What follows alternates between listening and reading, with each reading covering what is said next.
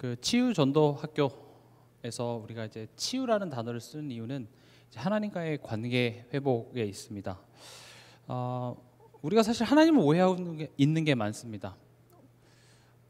제가 하나님을 오해하는 게 없는데요 라고 할 수 있지만, 사실 우리 삶 속에 불평하고 원망하고 염려하는 모든 것들이 하나님에 대한 원망입니다. 하나님 이거보다 더 잘하실 수도 있었잖아요. 하나님 왜 이거밖에 못하시죠? 내가 직접적으로 얘기하진 않지만 우리가 하나님한테 그렇게 얘기하는 꼴이 되는 것이고, 또 하나님은 반대로 난 실수하고 있지 않은데 라고 얘기하는 것이죠. 그래서 그 하나님의 마음을 알고 하나님이 지금 우리의 인생을 어디로 어떻게 이끌어 가고자 하는지를, 특히 지금 이 창세기의 스토리들을 통하여서 우리가 보고, 아 그렇구나, 이 인물을 이렇게 이끌어 갔던 것처럼 하나님이 나의 인생 또한도 이렇게 이끌어 가시는구나 라고 우리가 깨달아서 그 하나님에 대한 오해가 풀어지는 시간이 이 시간입니다. 지난 시간에 우리가 에서와 이 야곱의 족보를 비교해 봤죠. 나오나요? 우리가 에서의 족보를 보면 세상적으로 너무나도 훌륭했습니다. 그러나 37장에 보면 야곱의 족보는 이러하니라 하면서 야곱의 족보, 야곱의 가정의 모습은 에서에 비하면은 참 너무 이상합니다. 그렇죠? 37장 보면 벌써 형들이 요셉을 미워해서 요셉을 팔아 넘기고 아빠한테는, 야곱한테는 죽었다고 속이는 장면이 나오고요. 또 그 다음 장면에 가면 지금 이게 야곱의 족보 이야기거든요. 요셉 이야기인 것 같지만 사실은 야곱의 족보 이야기입니다. 에서는 이렇게 훌륭한 왕이 있고 족장이 있는 훌륭한 내용으로 가득 얘기하고, 야곱의 족보는 이러해 하면 적어도 에서보다는 좀 더 훌륭한 족보가 나와야 되지 않겠습니까? 왜냐, 하나님이 누구를 택했어요? 야곱을 택했잖아요. 에서를 택한 것이 아니라 야곱을 택했으면 우리가 기대하는 것은, 처음에 에서가 이렇게 족장이 되고 왕이 됐으면 야곱의 족보는 적어도 뭐가 돼야 돼요? 뭐 황제가 된다든지 재벌이 된다든지 거기에 버금가거나 그거보다 조금은 더 괜찮은 모습들이 나와야 되는데, 야곱의 족보는 이러하니라 하면서 가정에서 형제들이 불화가 일어나고 형제가 형제를 인신매매에 파는 장면들이 나오고요. 또 그 다음 장면에 가면 유다가 이제 또 부끄러운 일들을 행하는 장면들이 나옵니다. 사실 이 비교가 이 땅에 살아가는 불신자와 함께 살아가는 신자의 삶의 모습을 설명하고 있는 겁니다. 에서, 하나님께서는요 에서한테 꽤 많은 것들을 허락하시죠. 부와 명예와. 근데요 결국 에서는 에서로 살아갑니다.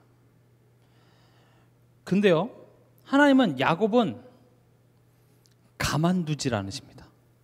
에서는 그냥 별일 없이 산다니까요. 그냥 살아요. 세상에서 열심히 하고 돈 벌어서 부도 명예도. 그런데 야곱의 삶은 그렇게 하나님이 간섭하시고 개입하셔서 때론 고생과 고난의 길도 가게 하시고 때론 혼도 내시고, 그래서 결국 무엇을 만들어내십니까? 이스라엘을 만들어냅니다. 이게 다른 거예요. 쉬운 예로, 너네 집 자식이 공부 잘하든 못하든, 그렇죠? 너네 집 자식이 예의가 바르든 안 바르건 그건 나에게 그렇게 중요한 게 아니에요. 그러나 내 자녀가 예의 바르지 못하고 내 자녀가 훌륭하지 못하면 거기에는 부모의 간섭과 잔소리와 사랑의 맴매가 이제 개입이 되는 것이죠. 하나님은 결국 야곱의 인생에 개입하셔서 이스라엘을 만들어내는 그 이야기를 우리에게 보여주고 있습니다. 우리는 어쩌면 이 땅에 살면서 내가 예수 믿었을 때 오는 건강과 예수 믿었을 때 오는 어떤 부유함과 세상에서의 불신자보다 잘남을 요구하지만, 하나님은 그 정도가 아니야. 넌 내 자녀잖아. 내가 널 이스라엘로 만들 거야. 다른 집 애들이 지금 밤늦게까지 노는 거에 부러워하지 마.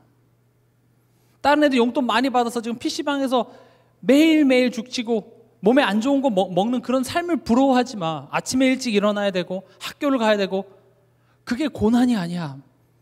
너가 내 자녀인 까닭에 항상 네가 좋아하는 건 할 수 없지만 네게 좋은 것을 나는 자꾸 주려고 하고 있어. 잘 아시잖아요. 자녀가 원하는 내가 좋아하는 것과 내게 좋은 것은 항상 일치하지가 않습니다. 그래서 항상 싸우죠. 자녀가 좋은 건 뭡니까? 노는 거죠. 무한한 용돈이죠. 잔소리 없는 거죠. 내가 자고 싶을 때 자고 내가 일어나고 싶을 때 일어나는 것. 그러나 그게 내 자녀에게 유익하지 않습니다. 그래서 엄마들은 어떻게 합니까? 마귀 할멈이 되길 자처하죠. 어쩔 수가 없어요. 네가 싫어할진 몰라도 그게 네게 유익하다면 나는 거기서 타협할 마음이 없어.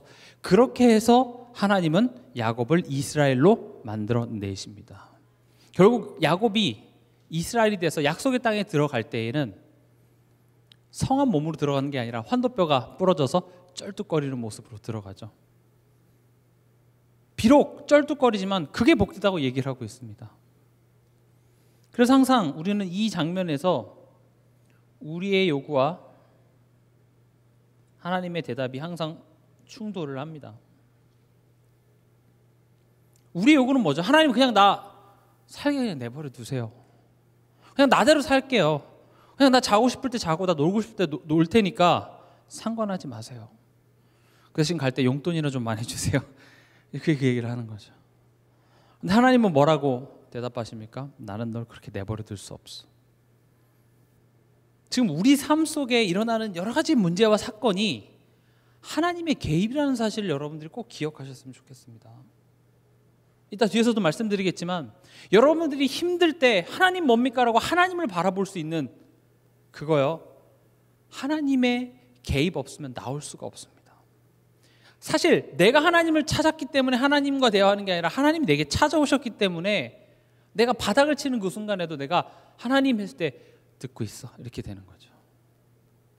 하나님은 우리의 수준과 우리의 실력과 우리의 반응에 따라서 우리와 함께 하셨다 떠나셨다가 아니라 우리를 구원하신 하나님은 끝까지 우리의 삶과 함께 하셔서 오늘의 말씀의 제목처럼 우리가 형통한 자가 될 때까지 우리를 인도하신다는 겁니다. 그래서 결국 어디까지냐? 내가 하나님의 자녀라는 게 얼마나 큰 건지를 우리로 하여금 알게 하시죠. 그게 지난 시간에 우리가 나눴던 말씀의 내용이었습니다. 오늘은 드디어 요셉입니다. 요셉은 37장에 보면 요셉을 뭐라고 부르냐면 꿈꾸는 자라고 부릅니다. 형들이 요셉이 오니까 37장 19절에 저기 꿈꾸는 자가 온도다 이렇게 얘기를 하죠. 그래서 요셉의 별명은 꿈꾸는 자였습니다. 꿈꾸는 자라는 말이 진짜로 뭐 요셉은 꿈을 많이 꿨기 때문에 꿈꾸는 자 그런 의미로도 받아들여지지만 실제로 몽상가다, 꿈은 크네 이 말이 무슨 말입니까? 내용은 없고 말만 잘하는 사람이 꿈꾸는 자죠. 실력은 없고 너무 현실성 없는 이야기를 하는 사람 보고 우리 뭐라고 얘기합니까? 꿈꾸는 자.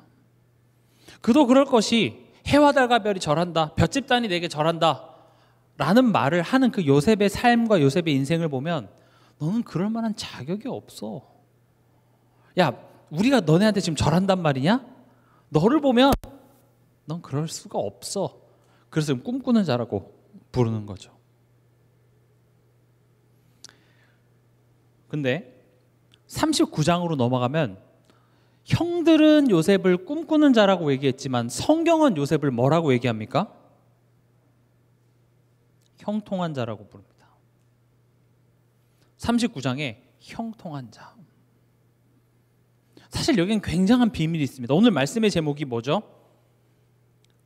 꿈꾸는 자가 형통한 자가 되어입니다. 여기는 굉장한 우리가 가야 될 언약의 여정에 비밀이 사실은 들어 있습니다. 지금 요셉의 39장의 상황은 형통한 자라는 말이 어울리지가 않는 상황인 거죠. 39장 보시면요. 39장 2절에 여호와께서 요셉과 함께 하심으로 그가 형통한 자가 되어 그의 주인 애굽 사람의 집에 있으니. 지금 노예로 팔려갔는데 성경은 뭐라고 얘기하고 있습니까? 형통한 자가 되어. 또 마지막 절 볼까요? 지금 억울한 일을 당해서 감옥에 들어갔는데 성경은 또 뭐라고 얘기하고 있습니까? 23절에 간수장은 그의 손에 맡긴 것을 무엇이든지 살펴보지 아니하였으니 이는 여호와께서 요셉과 함께 하심이라. 여호와께서 그를 범사에 형통하게 하셨더라. 이해가 됩니까? 우린 그냥 당연히 그래, 요셉은 항상 형통하고 잘 됐어, 그냥 그렇게 받아들여서 그런데, 이게 마치 뭐와 같냐면 교통사고가 나서 다리가 부러졌는데 수술이 잘 되었더라, 이 말이에요. 넘어졌는데 이빨 다 부러졌는데 약이 잘 받더라, 이 얘기거죠. 이게 뭐가 형통해요? 노예가 되지 말아야죠, 아닙니까? 억울한 일이 없어야죠. 그래서 감옥에 가지 말아야죠. 근데 성경은 지금 요셉의 그 상태를 뭐라고 부르냐? 형통한 자가 돼요. 여러분 형통한 자이십니까? 우리 자신 있게 아멘이라고 얘기할 수 없어요. 왜냐, 나도 우리 삶에 이렇게 억울한 일 많거든요. 얼마나 억울합니까? 요셉이 뭘 잘못했습니까? 아무리 잘못해도 노예로 팔려갈 만큼의 잘못을 저질렀습니까? 근데 이게 우리의 삶이랑 너무 비슷해요. 그렇지 않아요? 내가 열심히 하고 내가 잘하고 내가 최선을 다하면 거기에 따라서 모든 것이 다 이렇게 합력해서 선을 이루는 느낌입니까? 아니면 항상 억울합니까? 억울해요. 내가 믿으면 콩 심은 데 콩 나고 팥 심은 데 팥 나는 그런 열매들이 내 삶 속에 따라와 주면 내가 신나서 믿겠는데 안 그런 것 같아요. 근데 성경은 뭐라고 얘기하고 있습니까? 요셉이 형통한 자가 돼요. 사실 여기엔 굉장한 비밀들이 들어 있습니다. 전 이걸 가지고 우리가 가야 될 이 구원의 여정, 또는 이제 언약의 여정이라고 하죠. 이걸 설명하고자 합니다. 아까 말했듯이 꿈꾸는 자라는 말은 내가 지금 실력이 없는데 지금 말을 하는 자를 보고 꿈꾸는 자라고 얘기를 해요. 우리가 하나님의 자녀가 된 것은요, 내가 하나님의 자녀가 될 만한 실력을 다 갖춰서 하나님의 자녀라는 신분을 획득한 게 아닙니다. 이 세상에 있는 모든 종교는요, 그 종교가 말하는 내용들이라든지 그 종교에서 추구하는 그런 사상들을 내가 열심히 공부해서 어느 해탈의 경지에 이르면 그제서야 어떤 복이 온다든지 이제 그렇게 되는 거죠. 그러나 이 성경의 복음만큼은요, 그게 반대로 일어납니다. 우리에게 자격이 안 되는데 하나님 자녀라고 먼저 자격을 주시고 그 다음에 실력을 채워 넣으세요. 이게 반대로 일어나요. 지금 요셉에게 꿈꾸는 자인데 그 꿈꾸는 자가 그 실력을 갖추지 못했는데 요셉의 일생을 통하여서 그 실력을 채워내십니다. 그게 우리가 가는 언약의 여정과 똑같아요. 우리가 예수 그리스도에 대하여서 정확히 다 알고 복음에 대해서 완전히 이해한 다음에 내가 예수를 믿기로 결정한 겁니까? 아니에요. 그냥 어느 날 머리 이렇게 뽀글뽀글 하신 아줌마가 와서 뭘 설명한다더니 따라합시다 기도했는데 뭔가 내 마음속에 이렇게 평안함이 찾아오고 예수님에 대해서 알아가고, 그리고 내가 이제 하나님 자녀 됐으니까 이제 오늘부터 하나님이 날 도와주시나 보다 생각했는데 알면 알수록 오늘부터가 아니라 내가 믿게 된 것 자체가 하나님께서 나를 믿게 하셨고, 그렇다면 내가 하나님을 믿기 시작한 그 순간부터 하나님의 역사가 시작된 것이 아니라 하나님의 사랑이 우리가 아직 죄인 되었을 때, 하나님 이게 뭡니까? 하나님을 원망하고 나 교회 안 가요, 나 이제 더 이상 하나님 안 믿을래요 했을 때도 하나님의 사랑은 나와 함께 하셨다라는 것을 우린 배워나가는 거죠. 그렇구나. 내가 선택하고 내가 믿은 것이 아니라 하나님의 놀라운 은혜와 사랑 안에서 지금 내가 믿게 된 것이구나라는 것을 우린 비로소 하나님의 자녀가 된 뒤에 알게 되는 것이죠. 우리가 영접 기도할 때 하나님 아버지 저는 죄인입니다 했을 때 그 죄인의 그 죄가 어떤 건지 몰라요. 다 별다른 죄는 안 지었는데 죄인이라고 하라고 하니까 이제 죄라고 얘기하지만, 사실 우리 매일매일 삶 속에 우리는 엄청난 죄들을 짓고 있습니다. 단순히 도덕법이라든지 사법 그런 차원의 내용이 아니라 하나님께 대하여 우리는 수많은 죄를 매일 짓고 있다는 사실을 사실 몰라요.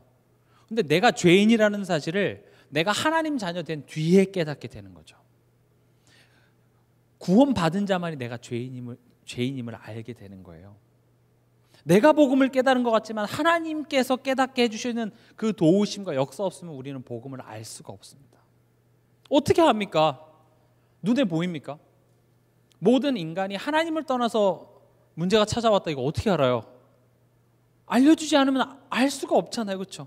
그냥 이게 우리 가문의 그냥 대물림이구나, 우리 시댁 문제구나, 내가 이런 가정에서 태어나서 그렇구나, 내가 이런 남편 만나서 그렇구나. 우리는 그렇게 문제를 찾고 거기서 벗어나는 것. 근데 벗어날 수 있습니까? 없죠. 그래서 그냥 인생은 그런가 보다, 그냥 원래 인생은 그렇게 사는 거야, 그렇게 체념을 하고 살아가는 게 인간의 인생이었어요. 근데 하나님께서는 이 성경을 통하여서 이 모든 문제 근본이 어디서부터 시작되는지를 알게 하시고, 그걸 누가 모릅니까? 다 아는데 그게 내게 믿어지는 역사가 났다라는 것은 이건 보통 일이 아닙니다, 사실은.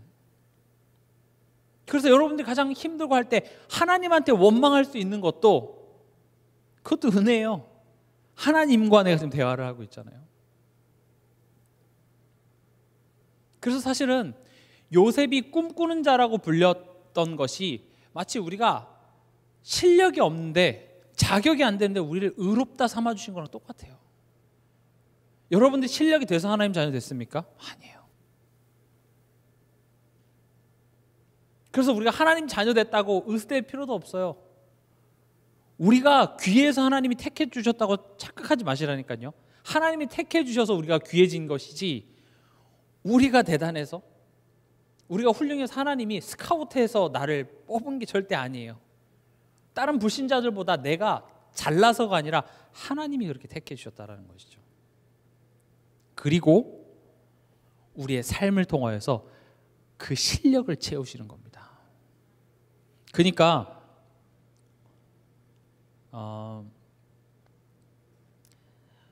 실력을 갖춰야 자격을 주는 게 세상의 이치인데, 우리에게 먼저 자격을 주시고 우리의 삶을 통하여서 그 실력을 채워나가시는 거죠. 그게 우리가 살아가는 이유예요.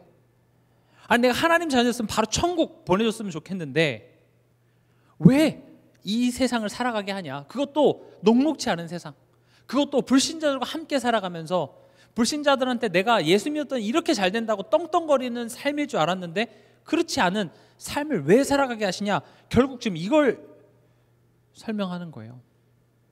꿈꾸는 자고 하나님 택한 건 알겠어요. 자녀가 되는 건 알겠는데 지금 하나님은 이 세상에 살아가는 동안 우리 안에 그 내용을 채워 넣으시길 원하는 것이죠.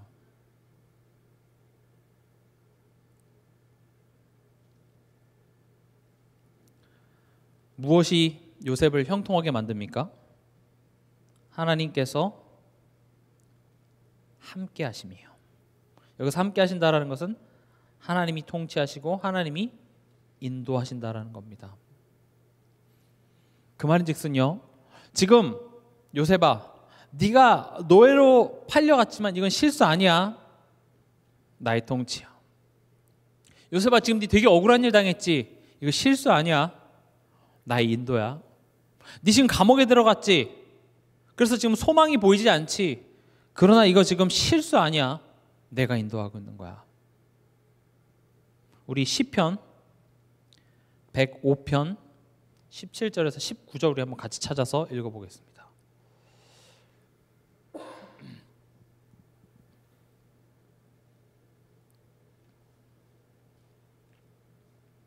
시편 105편 17절에서 19절입니다.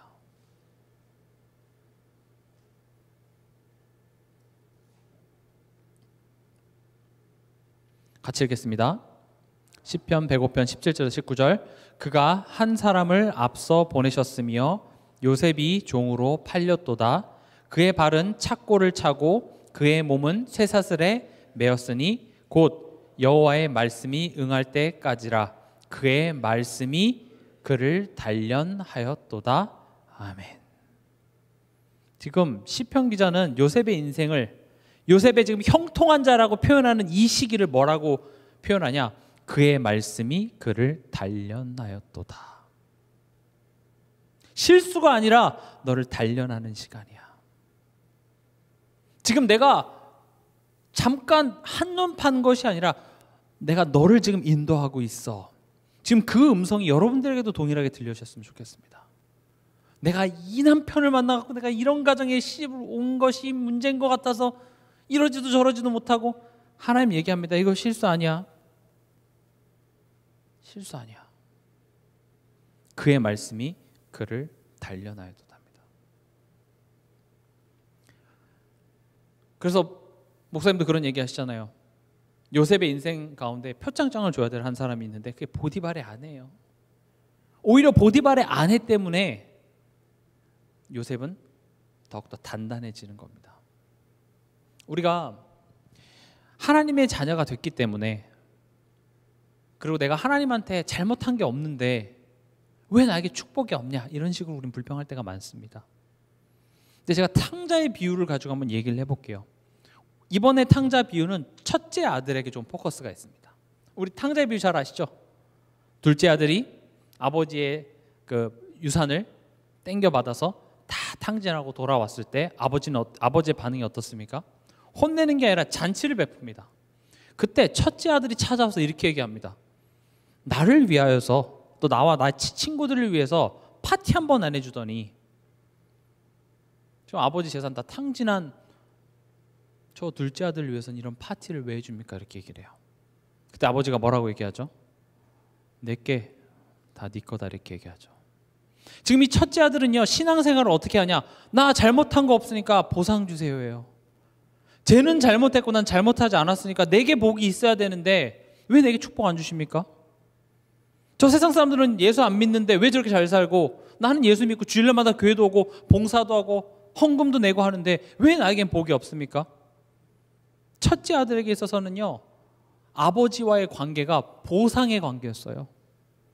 근데 아빠 입장은 뭐예요? 넌 상속자야 임마, 이거예요. 예를 들어서 글로벌 기업의 제가 재벌이에요. 아들이 3명 있는데 첫째 아들한테 경영권을 넘겨주려고 해요. 그러니까 이제 둘째, 셋째한테 미안하니까 둘째 아들한테는 뭐 스포츠카도 사주고, 셋째 아들한테는 막 세계 여행도 보내주고, 첫째 아들한테 뭘 시킵니까? 공부를 빡세게 시킵니다.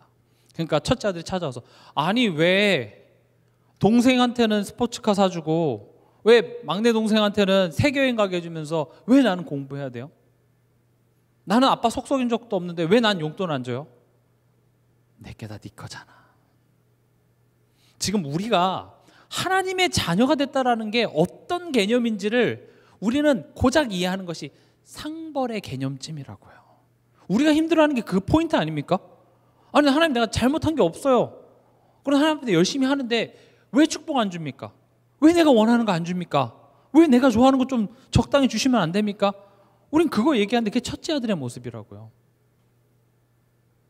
저 아빠 재산 탕진 다 하는 애들 위해서는 축복을 주는데 왜 나한테는 복 안 줍니까? 근데 네가 상속자라는 사실을 알려는 거예요. 너는 그냥 자녀가 아니라 상속자야. 엄청난 내용입니다. 너는 그리스도의 대사야. 이 땅에 예수 그리스도의 생명을 비출한 사람이야. 하나님의 마음을 품고 정말 재앙받는 이 시대 살릴 그 한 사람으로 내가 너를 세웠어. 적당히 불신자들 앞에서 축복받은 너라고 내가 니보다 낫다고 비교하고 그냥 그렇게 살아가는 차원이 아니라 상속자야. 우리가 잘 아는 로마서 8장 16절 18절 같이 읽어보겠습니다.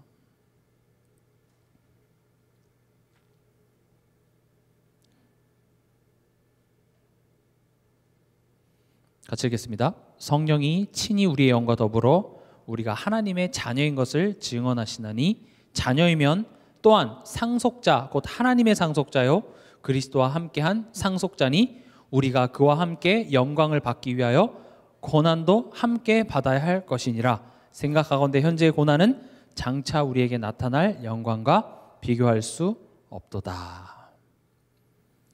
그래서 저는 고난을 좀 자주 얘기하는 편입니다. 그래서 이렇게 말씀 운동하시다면 고난은 좀 싫어요. 고난 얘기는 안 했으면 좋겠어요. 이런 반응들이 나와요. 근데 제가 거듭 말씀드리지만 이 고난은 나를 힘들게 하는데 포인트가 있는 게 아닙니다. 절대적인 고난이 아니에요. 이것은 사실 내게 유익한 건데 나와 맞지 않아서 그걸 내가 고난으로 느낄 뿐이에요. 공부해라, 고난이에요. 우리 엄마는 왜 이렇게 공부하라고 얘기를 많이 하는지. 근데 그게 절대적인 고난이 아니라 그게 나에게 유익해요. 왜냐? 너는 그냥 자녀가 아니라 상속자랍니다.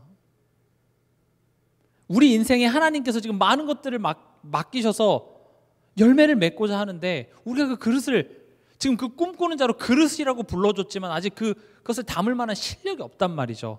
그래서 그 실력을 담기 위해서 뭐가 필요합니까? 고난이라는 과정들을 겪어야 돼요.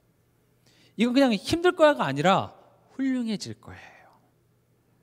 훌륭해지기 위해서는 어리석은 나의 것들이 무너져야 돼요. 그래서 우리가 지금 강단을 통하여서 군사, 선수, 농부 계속 나오죠. 군사는 뭐라고 얘기합니까? 예수 그리스도의 좋은 병사로 나와 함께 고난을 받으라, 이런 얘기가 나와요. 제가 이번 주 새벽기도 때도 말씀드렸죠. 좋은 병사일수록 뭐 해병대라든지 UDT라든지 그 강철 부대 있잖아요. 거기 보면 그런 사람들이 되게 특수하고 엘리트 병사인 이유가 그만큼 훈련이 엄청나게 빡센 거죠. 근데 그런 훈련들이 병사들을 고통을 주려고 하는 게 아니라 그것이 그들을 훌륭하게 만든다는 겁니다. 그리고 반드시 뭐예요? 그 훈련을 거치고 나면 그들은 엘리트 군사가 되어져 있는 거죠. 우리도 마찬가지입니다. 우리의 삶을 하나님이 뭘 대단한 거 하라는 게 아니라 지금 우리의 삶을, 내 남편을, 내 아내를, 내 자녀를, 교회를, 내 삶을 하나님이 훈련으로 주셨으니 포기하지만 말라는 거예요. 다시 일어나서 네 자리로 돌아가. 왜냐? 우리가 거기서 포기하지만 않으면 우리는 어떻게 합니까? 반드시 이겨요. 그걸 누가 알아요? 사단이 알아요. 그래서 거기서 주저앉게 만듭니다. 고작 사단이 할 수 있는 것은 거기서 우리로 하여금 포기하게 만드는 거예요. 우리가 승리할 걸 막을 수는 없습니다. 승리를 패배로 할 수 없어요. 왜냐? 예수가 승리하셨기 때문에 우리는 포기만 하지 않고 그 길을 걸어만 가도 완주만 해도 이건 승리고 면류관이 보장됐는데, 사단이 하는 일이 뭐예요? 포기하게 만들어요. 사단은 하나님의 사랑에서 우리를 끊을 수 없습니다. 그러나 우리로 하여금 하나님의 그 사랑에서 자꾸 떨어지도록, 우리가 떨어지려고 해서 떨어질 수는 없지만 자꾸 거기서 멀어지도록 만든다는 거죠. 그러니까 고난이 사실은 고난이 아니에요. 우리의 그 삶의 여정을 우리가 하나님을 바라보면서 묵묵히 걸어가면 됩니다. 넘어지셨습니까?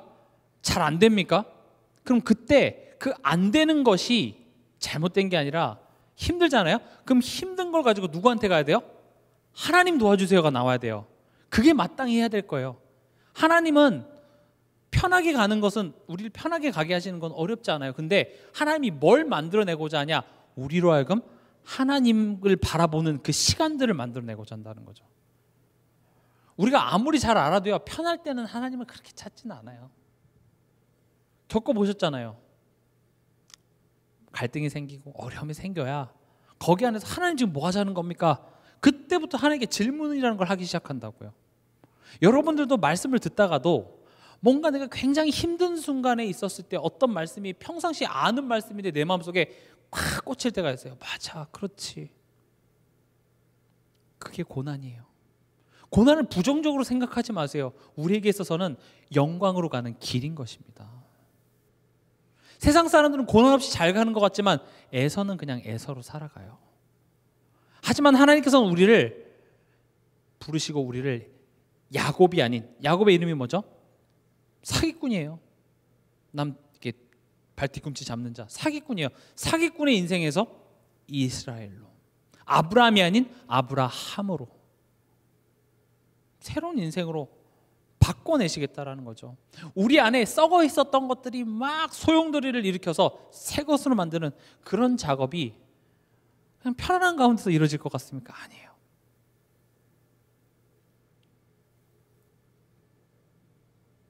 그렇게 하나님이 함께 하시고 인도하는 과정 속에서 우리의 반응은 어떻습니까? 우리가 창세기 37장에도 보면 야곱의 가문은 어떤 내용이 많습니까? 가정 불화죠. 그리고 야곱에게 있어서는 요셉의 죽음이죠. 지금 하나님이 야곱을 택했고 그 가문의 모습이, 그러니까 하나님의 그 통치하심에 대한 우리의 반응은 좋은 게 아니에요. 근데 하나님께서는 이걸 가지고 뭘 만드십니까? 민족을 만드십니다. 다시 말하면 하나님이 지금 야곱, 이스라엘한테 얘기했죠. 너가 큰 민족을 이루어. 하나님이 그 야곱을 어디서 큰 민족으로 만드십니까? 이스라엘 백성들이 하나님 앞에 나오고 하나님을 순종하고 하나님을 찬양하는 삶을 살았을 때 그들을 큰 민족으로 축복하셨을 것 같습니까? 아닙니다. 형들이 야곱을 요셉을 시기하고 질투해서 노예로 파는 그걸 가지고 하나님께서는 이스라엘을 민족으로 만들어내세요. 또 보시면 38장에도 나오죠. 38장이 뭡니까? 유다와 다말이죠. 다말은 며느리입니다. 유다는 메시아의 혈통을 이을 자임에도 불구하고 그 정체성도 잃어버린 형편없었어요. 가나안 민족과 결혼을 해서 정체성을 잃어버렸어요. 내가 지금 어떤 사람인지 잃어버렸는 그 한 사람인데 하나님께서는 우리의 어리석은 반응을 가지고도 뭘 만들어내십니까? 메시아의 혈통을 이어가십니다. 그래서 마태복음 1장에도 보면 이런 우리의 어리석음을 숨겨놓지 않았다고요. 마태복음 1장에 보면 유다는 다말을 통하여, 예수님이 어디서부터 태어났냐 그 족보를 보면 유다는 며느리를 통하여 이렇게 나오죠. 또 우리가 잘 아는 거 뭐였습니까? 다윗은 우리아의 아들 밧세바를 통하여, 그런 것들을 기록해놨어요. 그 말은 뭡니까? 하나님은 우리 인생을 통치하시고 인도하시는데 거기에 대하여 우리의 반응은 어리석은 반응밖에 할 수 없지만, 그러나 그런 우리의 반응에도 하나님께서는 우리의 어리석음을 가지고도 하나님은 하나님 일을 하시더랍니다. 우린 실수할 수 있습니다. 넘어질 수 있습니다. 그게 잘했다는 것은 아닙니다만 우리의 실수하심, 어리석음 가지고도 하나님은 축복으로 만들어내실 수 있는 하나님이시라는 겁니다. 그래서 우리 인생은 모든 것이 합력하여 선을 이루게 되는 것이죠. 스데반이 했던 설교가 이거예요. 순교하기 전에 유대인들한테 너네는 항상 하나님의 하신 일에 대하여서 순종하지 못했어. 믿지 못했어. 오히려 대적했어. 마침내 그 메시아를 보내줬는데 그 예수님을 알아보지 못하고 예수님을 핍박하고 모욕하고 조롱합니다. 심지어 제가 성경을 좀 자세히 보다 보니까 그 예수님이 목마르다 했을 때 이렇게 그 해면에다가 쓸개탄 포도주를 섞어서 그걸 적셔갖고 예수님이 입에 주는데, 그 해면이 뭐냐면 그 로마 병사들에게 똥 닦는 스펀지예요. 그러니까 그 더러운 것에다가 쓸개가 쓴 것을 타서 마실 수 없는 포도주를 찍어다가 예수님한테 줬는데 예수님이 그걸 맛을 보더니 못 드셨어요. 그러니까 엄청난 치욕이에요. 그것뿐이겠습니까? 지금 자기 백성을 구원하러 메시아를 보내줬는데 인간의 반응은 어때요? 거부해요. 모욕을 해요. 근데요, 하나님은 그걸 가지고 구원을 이뤄내세요. 인간의 그 어리석음을 가지고도 하나님께서는 그걸 통해서 구원을 이뤄내신다라는 말입니다. 그래서 우리의 어리석음이 하나님이 지금 우리 삶 속에 역사하신 것을 막아내지 못한다는 사실입니다. 누군가 나를 힘들게 합니까? 내가 한 실수입니까? 잘했다는 건 아니지만 그거 가지고도 하나님은 놀라운 일들을 해내실 수 있고 그분이 지금 내 인생을 구원하시고 자녀 삼으셨다라는 사실입니다.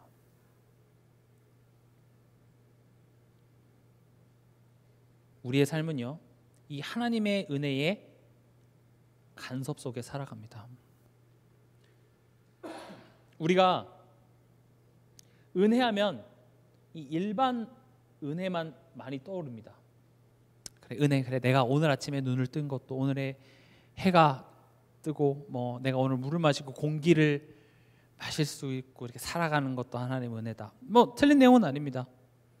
사실 불신자들도 이 땅에 살아가는 모든 인간은 하나님의 이 일반적인 은혜 속에 살아갑니다. 그래서 불신자들이 어리석은 이유 중에 하나가 하나님 은혜 속에 살아가고 있으면서도 난 그 은혜를 거부해요. 그래서 지옥은요, 뜨거운 곳이 아니라 하나님의 은혜가 물방울 한 방울조차도 없는 곳이 지옥입니다. 하나님의 은혜가 없는 것이 지옥이에요. 그래서 이 땅에서 하나님의 일반적인 은혜를 받고 살아가지만 그 은혜가 없기 때문에 삶이 지옥 같은 겁니다. 근데요, 지금 제가 말하고자 하는 것은 이런 일반적인 은혜뿐만이 아니라 우리 삶 속에 하나님이 찾아오시고 개입하시는 엄청난 특별한 은혜가 우리와 함께한다라는 사실입니다.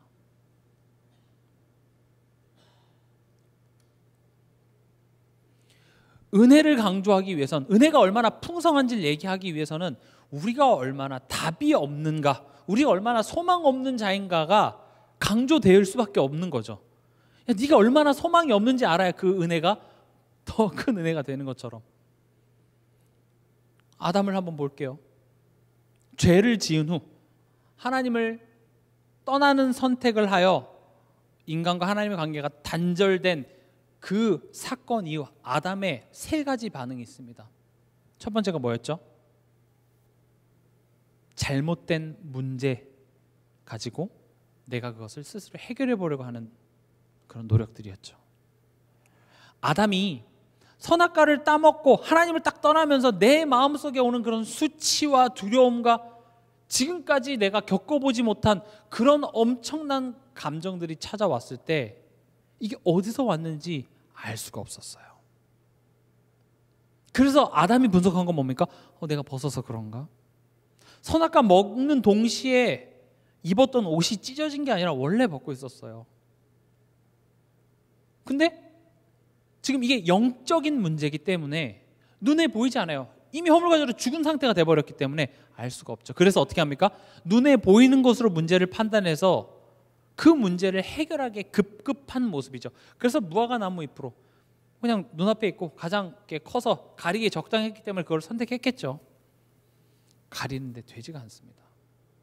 지금 제가 아담 이야기를 하는 것은 아담만 그런 게 아니라 우리 인생의 매 순간마다 우리는 하나님의 자녀가 됐음에도 불구하고 똑같이 그러고 있어요.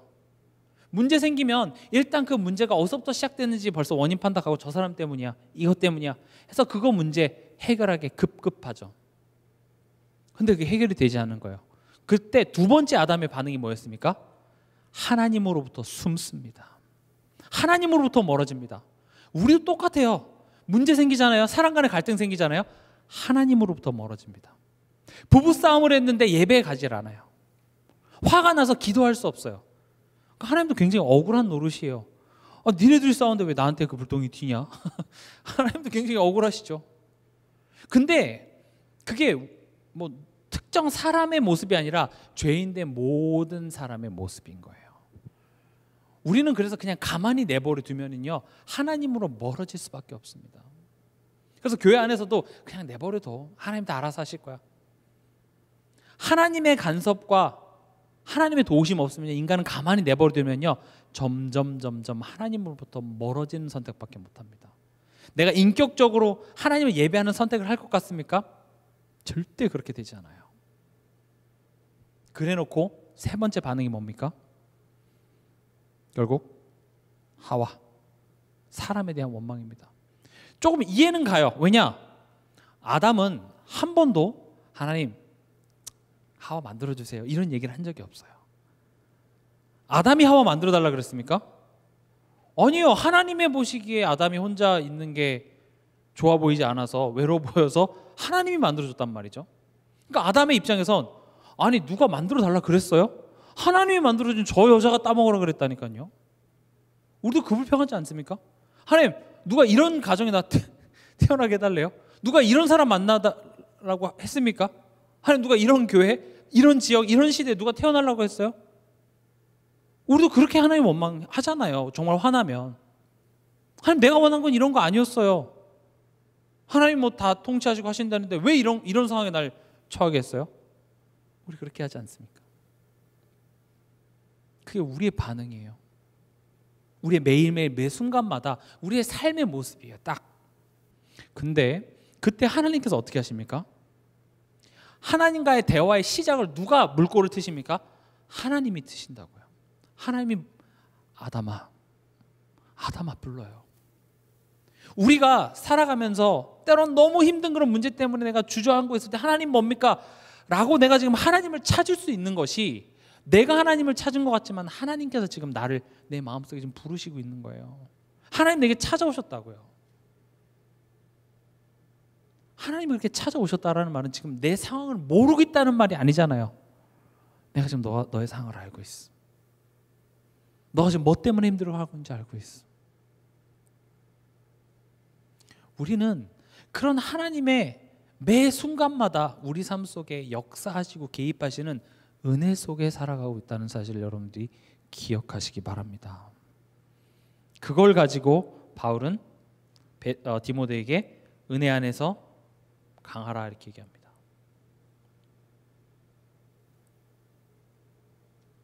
우리는 은혜 속에 살아가고 있습니다.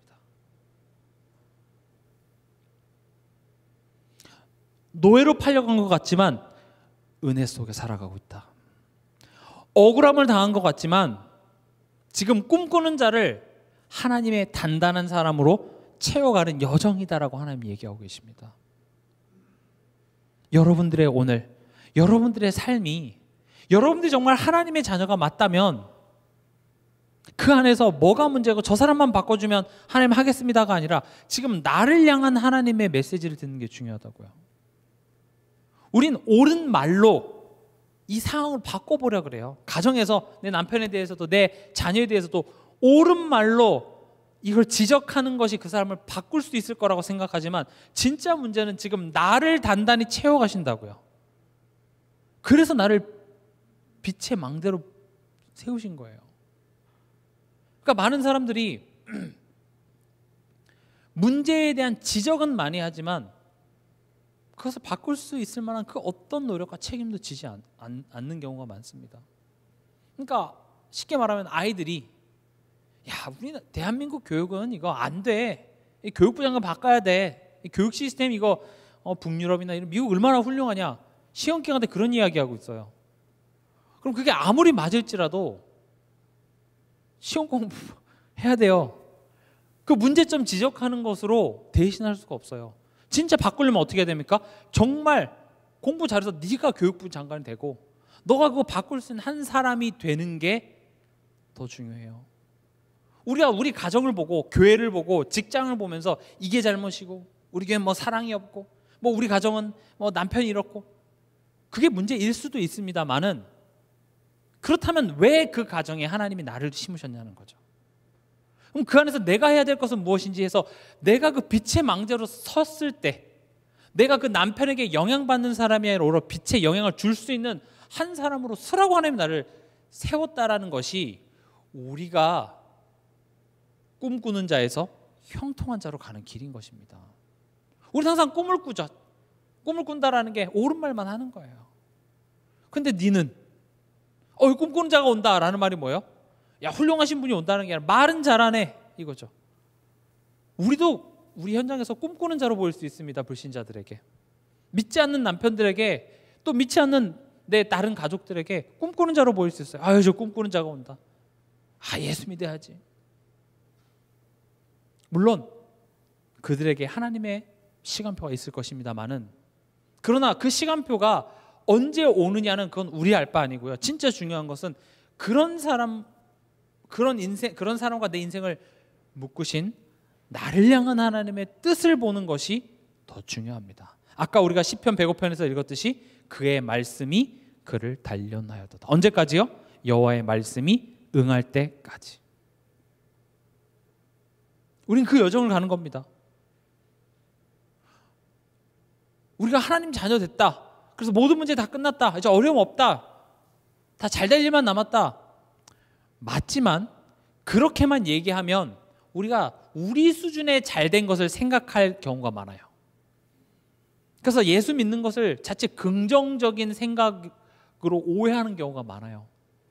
그래서 예전에 어떤 그 미국의 목사님이 이제 긍정의 힘 이런 걸 얘기하는데 사실 그건 복음적인 내용은 아닙니다. 왜냐? 우리가 생각하는 긍정, 잘 될 것이다라는 것에서 그 잘 될 것이 꼭 아까도 말씀드렸다시피 내게 유익한 게 아닐 수 있어요. 어린아이가 TV에서 막 그 사무라이 막 그런 영화를 보더니 집에 딱 주방을 보니까 칼이 딱 걸려 있는 거예요. 저 칼을 갖고 싶은데 손이 닿질 않는 거죠. 그래서 저 칼을 바라보면서 긍정적인 생각을 하는 거예요. 그래, 저 칼을 난 얻을 수 있을 거야. 지금 내 키가 작지만 하나님은 저 칼을 얻게 해주실 거야. 그러던 어느 날 지진이 나더니 칼이 툭 내 앞에 떨어져요. 그럼 긍정적인 힘으로 내가 지금 칼을 획득했죠. 어떻게 생각하십니까? 이게 지금 이 아이한테 유익한 겁니까? 아니에요.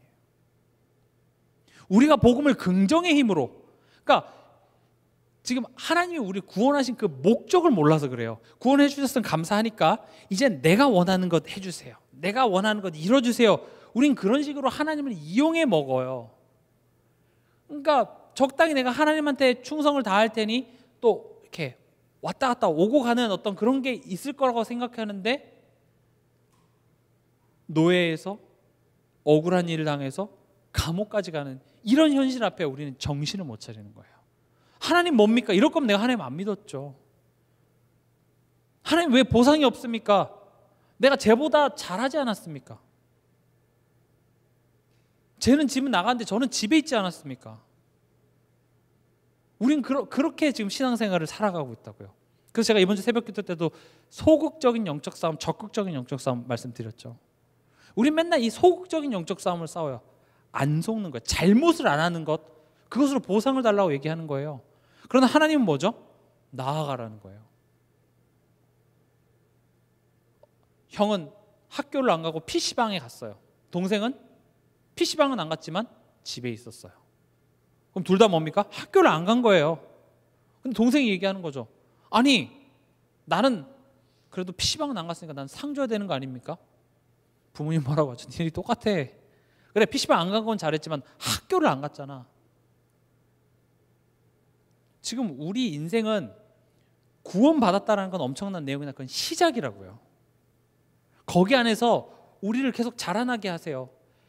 숲에 여러 가지 나무가 있는데 그 나무를 조각가가 하나 선택한 것은 엄청난 영광이나 그건 시작이에요. 그 다음부터 뭐가 들어옵니까? 톱이 들어오고 막 끌이 들어오고 막 나를 갈고 난리를 치는데 그게 작품을 만들어지는 과정이라는 것이죠.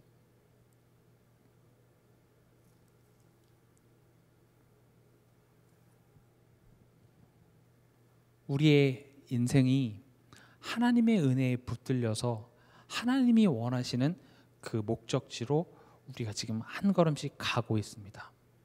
그 여정을 우리가 바라고 내가 좋아하는 하나님으로 만들지 말라고 우리에게 성경을 주신 겁니다. 우린 그냥 어떤 메신저를 통해서 들은 그 한 문장만을 가지고 하나님을 알다 보면 오해하기 쉬워요. 하나님은 좋으신 하나님, 하나님 사랑의 하나님. 그럼 어떤 논리가 펼쳐집니까? 하나님은 사랑의 하나님이니까 나를 힘들게 할 리 없어. 안 힘들게 하시던가요? 전 많이 힘들게 하시던데요. 모든 문제가 다 사라지던가요? 아니요. 문제가 더 찾아올 때도 있던데요. 근데 그럼 하나님에 대해서 오해할 뻔했죠. 근데 성경을 보니까 하나님이 진짜 불가능한 홍해는 건너게 하시면서 쉽게 갈 수 있는 광야는 40년을 돌리게 또 하시는구나. 빠른 길도 있지만 우리가 생각하지 못한 길로 가게 하시는데 거기에 실수가 없으시구나.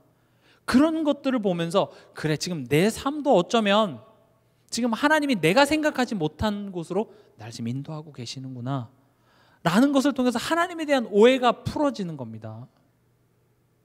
그러나 그걸 들어도 잘 안 돼요. 그래서 우리는 하나님의 사랑의 극치, 하나님의 사랑의 엑기스인 누구를 바라보는 거예요?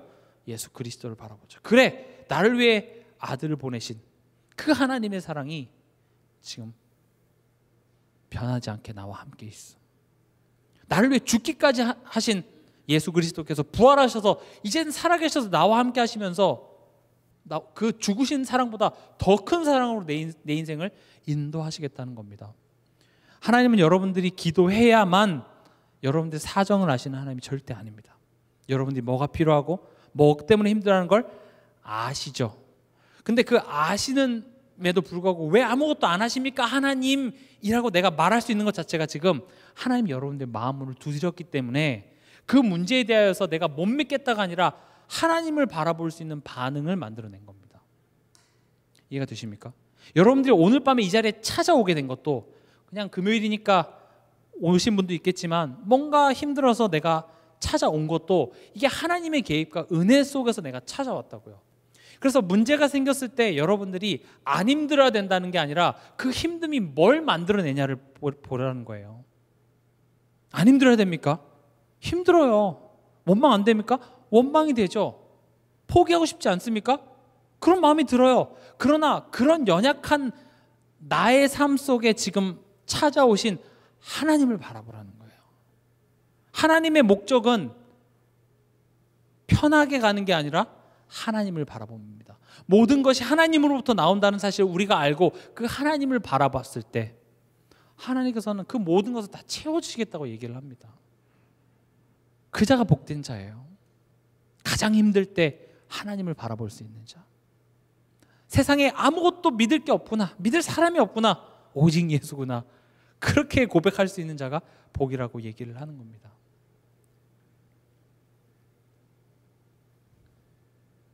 디모데후서 2장 1절에서 6절이죠. 군사입니다. 군사는 뭡니까? 자기 생활에 얽매이는 자가 없습니다. 자기 생활에 얽매인다라는 게 무슨 말입니까? 내 수준, 내 생각, 나의 한계에 얽매이는 것을 얘기합니다. 그래서 군대에 있을 때 조금 상식적으로 이해가 안 되는 명령들을 많이 시킵니다. 뭐 예를 들어서 땅을 파라든지, 그 다음 주에 다시 그거를 메꾸라든지. 그럼 애초에 왜 파라 그랬는지 이해가 되지가 않죠. 그리고 갑자기 산을 이렇게 빗자루로 쓸래요. 그러면 마당을 쓰는 건 이해가 되지만 산을 쓰면 뭘 쓸어야 될지 모르죠. 계속 쓸어도 흙인데요. 이걸 우리가 왜 쓸지? 하면서 그냥 하루 종일 산을 쓸어요. 그럼 저도 막 이해가 안 돼서 왜 이렇게 비합리적으로 하지? 그럼 이제 뭐 행복하니 이렇게 아이스크림 사갖고 오면 그거 먹으면 또 풀려요. 그래, 아이스크림 맛있다. 비싼 것도 아닌데 그냥 그게 막 마음이 녹아서 참 좋으신 행복하니야. 근데 그거 일부러 그렇게 하는 거예요. 왜냐? 진짜 전시회는요, 돌격 앞으로 했을 때 가면 총알바지 되는 걸 알면서도 어떻게 해요? 가야 돼요. 죽을 걸 알면서도 들어가는 것만큼 비상식적인 일이 있습니까? 근데 군인이 어때요? 저 그거 못 하겠는데요. 그럴 수 있어요? 명령 가야 돼요. 가라면 가야죠. 어떻게 하겠어요? 그래서 일부러 군대에서는요, 그런 명령에 복종하는 훈련을 시킵니다. 그러나 하나님이 우리를 무슨 자살특공대로 만들겠다는 게 아니라 지금 하나님께서 우리 인생에 지휘관이 되어주셔서 좋은 곳으로 인도하겠다는데 자꾸 내 생각으로 안 될 것 같은데요. 지금 우린 그런 반응을 보이고 있는 거예요. 그래서 자기 생활에 얽매이지 않도록 나와 함께 고난을 받는 게 내 생활에 얽매이는 게 아니라 하나님의 뜻에 순종해보는 삶을 자꾸 살아가게 하는 거죠. 그래서 성경을 보면 하나님이 상식적으로 그냥 이렇게 풀어줄 수 있는데, 요셉을 국무총리 되게 하려면 상식적인 방향으로 가게 할 수도 있는데 어떻게 합니까? 노예를 보내고 감옥을 보내서 내 생각으로는 도저히 아무것도 안 나올 그 과정을 통해서 만들어내요. 초대교회를 가장 핍박했던 사람이 누굽니까? 사울이었어요. 근데 그 사울을 갖다가 사도로 만들어요. 이해가 되질 않아요. 아니, 애초에 그러면 그 사울을 예수님의 13번째 제자로 만들어서 세웠으면 얼마나 좋아요. 그렇게 안 해요. 예수님을 핍박하는데 가장 앞섰던, 심지어 스데반 죽이는데 앞장섰던, 교회를 잔멸했던 데 앞장섰던 그 사울을 데려다가 이방인을 위한 사도로 막 바꿔요. 이해가 되십니까? 하나님 왜 그렇게 하시죠? 여리고성을 돌래요. 돌다가 내가 돌겠어요. 돌면 돌수록 이거는 무너지지 않을 게 너무 확실해요. 이건 안 무너질 것 같은데 돈다고 그게 됩니까? 곡괭이라도 들고 땅이라도 파든지 뭐 이렇게 해야 되는데 돌래요. 우리 상식으로 이해가 되질 않아요. 왜요? 자기 생활에 얽매이는 것이 아니라 모집한 자를 기쁘게 하는 겁니다. 그래서 그게 우린 고난으로 느껴지는 거예요. 왜냐? 내 생각으로 예측이 안 돼서 두렵기 때문에 그래요. 안 될 것 같은데, 이러다가 우리 망할 것 같은데, 아무것도 안 될 것 같은데. 하나님 얘기하시죠. 내가 너의 인생을 붙들고 있어. 네가 그냥 하나님 자녀가 된 것 같아? 네가 아직 죄인 되었을 때 내가 너를 택했고 내가 너를 위한 구원을 이뤄서 너를 자녀 삼아주신 것만 봐도 모르겠니? 앞으로의 너의 인생 내가 지금 책임지고 있어. 두려워하지 마. 놀라지 마. 내가 너와 함께하고 있어. 그 여정을 걸어가. 주저앉아 있어? 일어나. 다시 가자. 그래서 선수는 법대로, 다시 말하면 쉽게 가려고 하지 말라는 거예요. 마라톤 선수가 뛰다가 힘들어, 택시! 그래서 택시 타고 이렇게 앞으로 가서 해도 됩니까? 안 되죠. 골키퍼가 공 차는 척 하다가 들고 가서 오늘 밤에 축구하는데 그 조현우가 공 차려다가 공 들고 가서 호주 거의 골대 집어넣으면 됩니까? 안 되죠. 힘들다가 내 멋대로 하는 게 아니라 법대로 하라고요. 하나님이 코트 다 그려놨으니까 그 안에서 해. 그 안에 너 선수야. 그리고 농부는 수고입니다. 농부가 수고할 수 있는 이유는 뭡니까? 반드시 열매를 맺는다는 확신이 있기 때문에 그렇습니다. 하나님이 여러분들의 인생을 절대 실패하게 하지 않습니다. 하나님이 여러분들의 인생을 반드시 하나님이 원하시는 한 사람으로 여러분들을 세우실 것입니다. 여러분 가정의 빛의 망대로, 절대 망대, 살리는 한 사람으로 여러분들을 세우시고자 여러분들을 부르셨기 때문에 우린 오늘의 수고가 절대 헛되지 않습니다. 마지막으로 히브리서 12장 6절에서 11절 읽고 우리 마치겠습니다.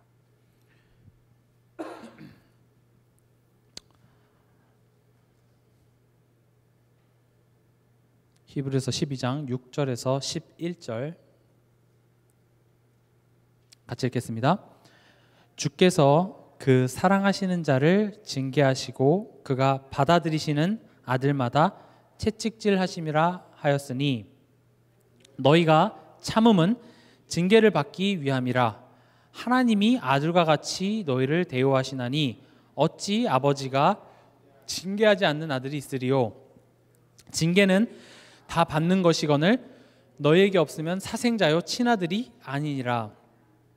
또 우리 육신의 아버지가 우리를 징계하여도 공경하였거든 하물며 모든 영의 아버지께 더욱 복종하며 살려하지 않겠느냐.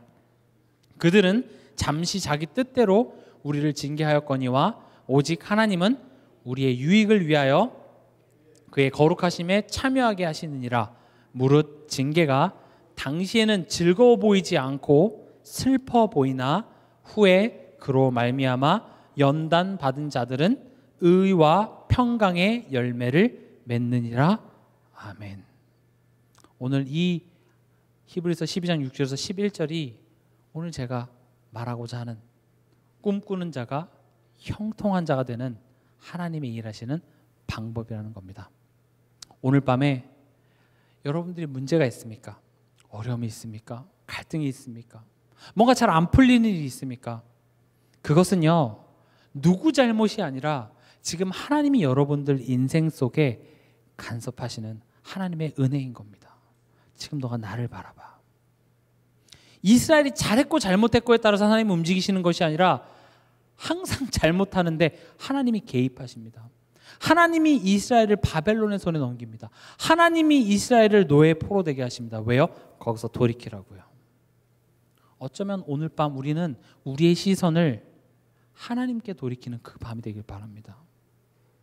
내 뜻대로 이루어지지 않는 그때에 바울은 드로아에서 그리스도께 집중했습니다.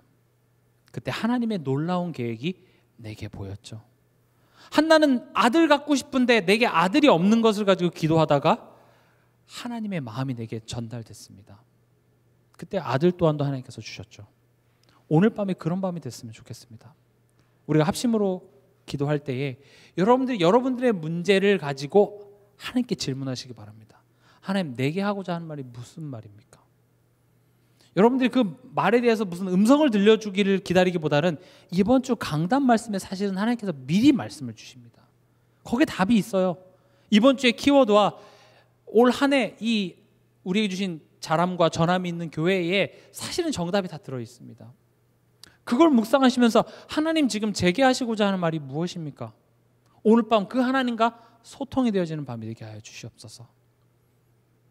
그래서 참된 치유가 회복되어지는 밤이 되시길 주의 이름으로 축원합니다.